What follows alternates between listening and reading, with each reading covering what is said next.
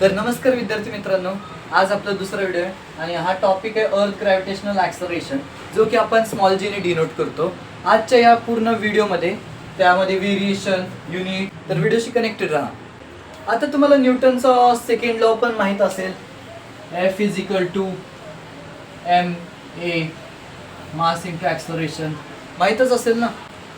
जेव्हा पण आपण कोणत्याही बॉडीवर, एखाद्या ऑब्जेक्टवर जेव्हा आपण फोर्स लावतो आणि त्यामुळे त्याच्या रिझल्टमध्ये काय येतं, ॲक्सलरेशन. समजा मी एखादा फुटबॉल घेतला आणि मी त्या फुटबॉलला एका पर्टिक्युलर डिरेक्शनने मी किक केल्यावर काय होणार, तो एका मोशनमध्ये येणार आणि ते काय असणार, त्याची स्पीड चेंज होणार आणि तो कोणत्या मुवमेंटमध्ये येणार, तो ॲक्सलरेट होणार. आता जसं की तुम्हाला माहीतच असेल, जर मी एखाद्या टावरवर गेलो आणि टावरवरनं मी माझा एक बॉल जो आहे तो जोरात असा खाली फेकला, समजा एक फेकला, तर काय करणार, काही मुवमेंटला तो जो माझा ग्रॅव्हिटेशनल फोर्स जो असतो, म्हणजे तुम्हाला माहीतच असेल आपली ग्रॅव्हिटी आपल्या कोणत्याही ऑब्जेक्टला काय करत असते, अट्रॅक्ट करत असते. तर काय होणार, जेव्हा माझा हा मार्कर मी जर वरून मी फेकला तर काय होणार, तो एका टायमिंगला the gravitational force due to earth on body result in its acceleration, तो काय होणार, एका टाइमला ॲक्सलरेट होणार.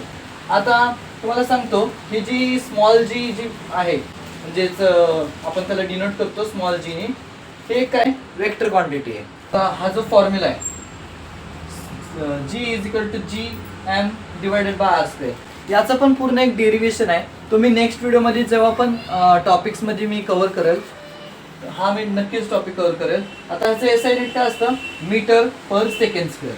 आता तुम्हाला एक छोट्याशा गोष्टी सांगतो, जेणेकरून तुम्हाला व्हेरिएशनमध्ये तुम्हाला नक्कीच समजेल. जेव्हा आपला रेडियस ह्यांचं इंटर रिलेशनशिप आहे बघा, जेव्हा पण आपला रेडियस कसं असणार, जास्त असणार, तेव्हा आपला स्मॉल जी कसं असणार, म्हणजे अर्थ ग्रॅव्हिटेशनल ॲक्सलरेशन कमी होणार. जेव्हा आपला रेडियस कमी असणार तेव्हा आपली स्मॉल जीची व्हॅल्यू कशी असणार, जास्त, म्हणजेच ॲक्सलरेशन जो असणार तो जास्त असणार. आणि जेव्हा आपला मास जास्त असेल तेव्हा आपला जी काय असणार, जास्त असणार. स्केलर आणि वेक्टर क्वांटिटीचं एक थोडक्यात फरक काय, स्केलर क्वांटिटी ही फक्त तुम्हाला एखादी व्हॅल्यू सांगते, जसं की रमेश हा 10 मीटर/सेकंडने शाळेकडे चाललाय.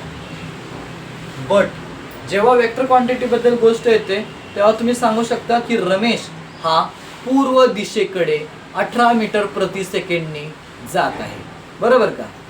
आता माझा टॉपिक आहे व्हेरिएशन इन व्हॅल्यू ऑफ जी. आता मी त्याच्यात 3 मध्ये क्लासिफाय करतो, आपले व्हेरिएशन कसे होणार जीच्या व्हॅल्यूमध्ये. पहिलं, along the surface of earth. Second, change with height आणि चेंज विथ डेप्थ. पहिलं, along the surface of earth. First मध्ये जर मी तुम्हाला एक क्वेश्चन विचारतो, आपली अर्थ एक्झॅक्टली स्फेरिकल आहे का, तर त्याचं उत्तर आहे नाही. आपली अर्थ एक्झॅक्टली स्फेरिकल नाही, आपली अर्थ रोटेट करत असते ना, आपली अर्थ रोटेट करते, तर त्याचं इक्वेटरवर कसं रेडियस झालंय, फ्लॅट, म्हणजेच त्याला थोडक्यात थोडी पसरली. जर आपण along the surface of earth बघितलं, पहिलं लक्षात ठेवायचं, मी इथं सांगितलंय, रेडियस जास्त असणार तर जी कसं असणार, कमी, रेडियस कमी असणार तर जी कसं असणार, जास्त. जर आपण जर इक्वेटरकडे बघितलं, बरोबर, इक्वेटरकडे बघितलं तर रेडियस कसं आहे, जास्त आहे. आणि जर आपण पोल्सकडे बघितलं तर पोल्सकडे रेडियस कसं आहे, कमी आहे. बरोबर, तुम्हाला माहीतच असेल ना, नॉर्थ पोल, साऊथ पोल, तिथलं रेडियस कसं आहे, कमी ॲज कम्पेअर टू इक्वेटर. तर तुम्हाला सांगतो, जी हायेस्ट ॲट पोल्सवर कसं असणार, जास्त असणार, 9.832 मीटर/सेकंड². आणि लिस्ट कुठे असणार, इक्वेटरवर 9.78 मीटर/सेकंड². तुम्हाला कोरिलेशनचा क्वेश्चन विचारू शकतात, जर पोल्सवर एवढी व्हॅल्यू आहे तर इक्वेटरवर किती, तुम्हाला उत्तर द्यावं लागणार बोर्डाला 1 मार्काला. आता आपण change along the surface of earth बघितलं, तर आता चेंज विथ हाईट बघू. फर्स्ट टॉपिक काय, जेव्हा मी आता माझ्या स्टुडिओवर आहे, समजा जसं मी वर जात गेलो, समजा आता माझ्याकडे एक्झाम्पल काय, सरफेस ऑफ अर्थ, आता हाईट काय इथं 0 आहे समजा.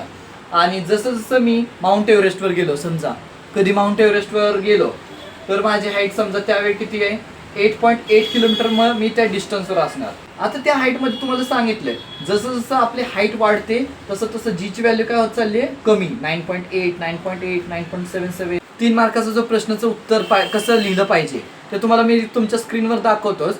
बट आता मी हे शॉर्टमध्ये सांगितलंय तुमच्या एक्सप्लेनेशनसाठी.